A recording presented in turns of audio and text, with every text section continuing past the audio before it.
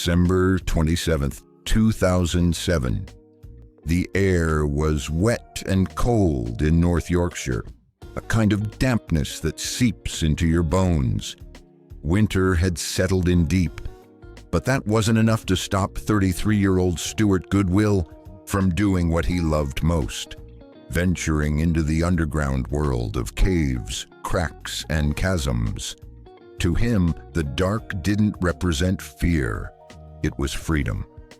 That day, he wasn't going alone. Caroline Fletcher, 28, was tagging along for her very first caving trip. She wasn't a thrill seeker or an adrenaline junkie, but she was curious. She'd asked Stuart more than once to show her what it was like, this strange hobby that pulled him into the earth time and time again. He finally agreed, and he did what responsible people do. Planned it properly. They both worked in the water treatment industry, so understanding flow dynamics, pressure systems, and environmental behavior was second nature to them. They were colleagues, but there was a real trust there too. Caroline wasn't just throwing herself into a scary adventure with a stranger. Stuart was someone she trusted with her safety. He picked Alum Pot, a well-known and frequently used cave system near Horton in Ribblesdale. It's popular for a reason. Schools and colleges often bring students here as an intro to caving.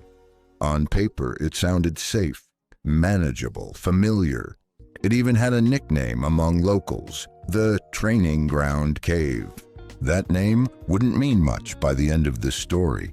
They were geared up right, helmets with mounted lights, ropes, harnesses, layered cold weather clothing.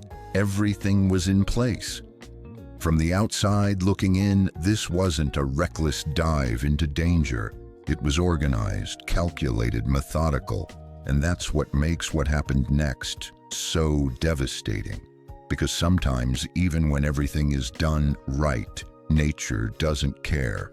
They entered the Long Churn system, heading into the section known as Lower Long Churn, a streamway where water flows steadily beneath the surface.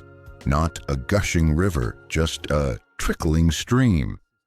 Something you'd step over without even noticing on a regular day. But this wasn't a regular day. Above ground, the Yorkshire Dales had taken a hammering of rain for days. Saturated soil couldn't take more, so it did what it always does. It drained. And in the Dales, water doesn't run off the surface like it does in cities. Here, it disappears underground, through tiny cracks in the porous limestone, down through sinkholes and natural drainways. Water funnels straight into cave systems like Alum Pot. And when the ground above is drenched, it doesn't take much more for that trickle of water below to become something else entirely. As Stuart and Caroline made their way through the streamway, they were surrounded by silence, interrupted only by the echo of water trickling over stone. But that silence was deceiving, because somewhere up above, rainwater was pooling and building, and it was heading their way fast. The cave didn't announce the danger, it never does, because underground threats rarely arrive with sound or warning. They arrive quietly and then all at once. The walls around them looked unchanged, ancient and indifferent, carved by water that had followed these same paths for thousands of years. Every step Stuart took sent ripples across the shallow flow, ripples that vanished almost immediately, giving no hint of what was coming. Caroline followed closely, her breathing steady, trusting the calm pace Stuart maintained. Above them, unseen and unfelt, rainfall continued to soak the landscape, feeding invisible channels that funneled toward the cave. The limestone absorbed it greedily, acting less like solid rock and more like a sponge. Drops became rivulets, rivulets became streams, and streams began converging toward the same underground arteries. Somewhere deeper in the system, water pressure was already building. The streamway they were walking through was part of a much larger drainage network. one that didn't care who was inside it. The temperature of the water bit at exposed skin, a reminder that this wasn't a place meant for comfort or hesitation. Sound carried strangely, every drip echoing longer than expected, every movement amplified by stone corridors that twisted out of sight. The darkness pressed in, broken only by headlamp beams that bounced off wet rock and disappeared into blackness. Time felt distorted, minutes passing without reference to the outside world. The cave felt static, frozen in place, even as conditions beyond its ceiling were changing rapidly. Rainwater was now pouring into fissures faster than the system could drain it. The underground balance was tipping. What had been manageable moments earlier was quietly approaching a threshold. And once that threshold was crossed, there would be no gradual transition, only a sudden and violent shift from calm passage to unstoppable force. When cave floods happen, they don't send warnings. There's no gentle rising, no signs saying leave now. They explode. The stream that had been ankle-deep just moments ago began rising fast, knee-deep, then waist-deep, then higher. The calm water they had waded through became a rushing current, hammering through narrow passageways with nowhere to go but forward. In a matter of minutes, the cave system changed entirely. Navigating tight stone corridors in the dark is already difficult, but when icy water's crashing through it like a fire hose, it becomes a death trap. The water in caves like these hovers around 40 to 45 degrees Fahrenheit. That's just above freezing. Fall in and the clock starts ticking. Hypothermia isn't just a possibility, it's a certainty, and it happens fast. Within 10 minutes, your muscles stop working the way you need them to. In 30, your brain starts making mistakes. Then it's lights out. Stewart had a decision to make. They could try to ride it out, wait on a ledge or in a chamber until the flood receded. It was a textbook survival move. Cave floods rise fast, but they also drain relatively quickly. Or they could try to make a run for it. They chose to move. Maybe they were already soaked and cold. Maybe Stewart thought he could guide them out quickly. Maybe they didn't have the luxury of a dry ledge nearby. But they began the return journey, pushing against the growing torrent. The same pathways they had just casually explored were now nearly impassable, and somewhere along that route, one of them lost their footing. In caving, especially in flood-prone areas, people often tie themselves together. It sounds smart, and it usually is. If one person slips, the other can help stabilize them. But when water is slamming through a tunnel and one person goes down, that rope becomes an anchor, and it pulls the other person with them. Now both are fighting for balance. Now both are in trouble. And it got worse. Their safety rope, meant to protect, got tangled.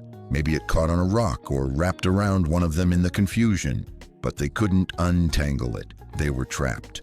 The water didn't wait. It kept rising. Then it went over their heads. Stewart's wife, Claire, knew something was wrong. He was supposed to be back. She knew exactly where he'd gone, what time he planned to return, and the cave system he was visiting. It was late. He wasn't answering. So she did what every emergency plan begs people to do. She called for help immediately. At 1 a.m., she contacted police. Not long after, a 20-person rescue team assembled and headed into the cave. They found them quickly. The sight that met the rescuers was one that would haunt them. Stewart and Caroline were still in the water, still tangled in the very equipment meant to save their lives. They had drowned in the lower churn system just hours before dawn broke on December 28th. Recovery wasn't easy. Bodies don't move like people. Every rope had to be carefully untied or cut, every movement measured to avoid shifting them more. And remember, these weren't strangers doing the recovery. The rescuers were cavers too. They'd walked these same tunnels. This wasn't just a job, it was personal. By sunrise, the bodies were finally brought out. The aftermath hurt. It was just a few days after Christmas. Claire lost her husband. Caroline's family lost a daughter and sister. 2 lives were gone, not because they were reckless, not because they made wild decisions, but because sometimes, even with all the right preparation, nature simply overwhelms. At the inquest, the decision to move instead of wait was questioned. Expert cave rescuers testified that if they had stayed on a ledge above the waterline, they may have survived. Maybe, but sitting in freezing water, disoriented, watching the current rise, it's not easy to make a calm, rational choice. Stewart had done everything right. He didn't rush. He didn't underestimate the cave.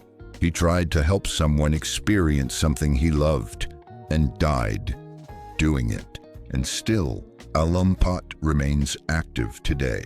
School groups still visit, novices still explore. The stream still flows through long, lower churn. Sometimes gently, sometimes not. Caves don't care how many dives someone's done. They don't reward good intentions, and they never, ever make exceptions. February 7th, 1988. This time, the story starts far from Yorkshire, in the sunny, humid landscape of Suwannee County, Florida. But don't let the sunshine fool you. Underground, it's as dangerous as ever. Orange Grove Sink is a vertical shaft that opens into a network of underwater limestone tunnels and chambers. To experienced divers, it's paradise. To the unprepared, it's a tomb. 3 young divers arrived that Sunday morning. One of them, John Gilligan, was just 18. He was confident, excited, and eager. He had 20 log dives under his belt. That sounds impressive until you ask an experienced cave diver. In the world of technical diving, that number is still novice level, especially for caves. More importantly, John had no cave certification, not even a cavern cert. He was diving a cave system, a true overhead environment, without the one thing every cave diver is taught from day one: training. His equipment told the same story: a single 80 cubic foot tank, no redundant air supply, 1 flashlight, no backups, and no guideline, the absolute lifeline of cave divers. That morning, John led his companions into the cave. Visibility was good at first: clear water, open chambers, limestone stretching into blackness. It's easy to feel invincible in those moments. They passed 2 narrow constrictions, tight squeezes that required slow breathing and perfect body control. Beyond those points, they found a small chamber, nothing remarkable, just another empty space carved by time. John decided it wasn't worth continuing. He scribbled a note on his slate: "Nothing here, let's leave." That was the right call, but leaving was about to be much harder than getting in. During entry, they'd stirred up silt, that fine, powdery sediment that coats cave floors and walls. It doesn't settle quickly in a cave. It hangs there, floating, turning clear water into a thick, blinding haze. John's companion backed out slowly. He was careful, patient, moving through 0 visibility, and he made it, found clearer water, then the exit. But John, he made a different choice. He looked up. There was a vertical hole above, tight and narrow. He made the call to ascend through it, hoping it led upward. But this wasn't open water. This wasn't the ocean. Up doesn't mean exit. It might mean a dead-end pocket. It might mean nothing. He climbed into it anyway. His tank was already running low. Every breath brought him closer to empty. Then came the moment every diver fears. He inhaled and got nothing. No resistance, no air, just silence. He was stuck, still inside the narrow vertical shaft. He panicked, tried to wriggle upward, but there was no space, no exit, no backup, and finally, no breath. His body spasmed, lungs searching for air, and when the water came in, it was over fast. He drowned right there, wedged in rock, his single light still burning in the darkness. His friends waited above. Minutes passed, then more. Eventually, they knew. He wasn't coming back. Rescue divers later followed the description the survivors gave. They turned off their lights deep in the cave. Total darkness, and then a faint glow. It was John's light, still shining. His body was recovered that same day, and when the analysis was complete, the truth was clear. John died because of decisions. No guideline, no training, no backups. He got lost. He panicked. He ran out of time. And the cave, it didn't care. 2 stories, 2 very different cave systems. But the same brutal truth, nature doesn't play favorites. One man was trained, experienced, equipped, and still got overwhelmed. Another was overconfident, underprepared, and made a series of fatal mistakes.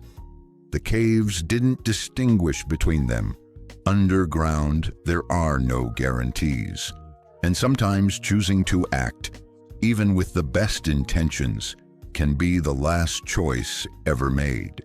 So whether above ground or 120 feet under it, respect is everything. Caves don't forgive, and they never forget. If this story gripped you, made you feel something, or even just taught you something new, don't forget to like, comment, and subscribe.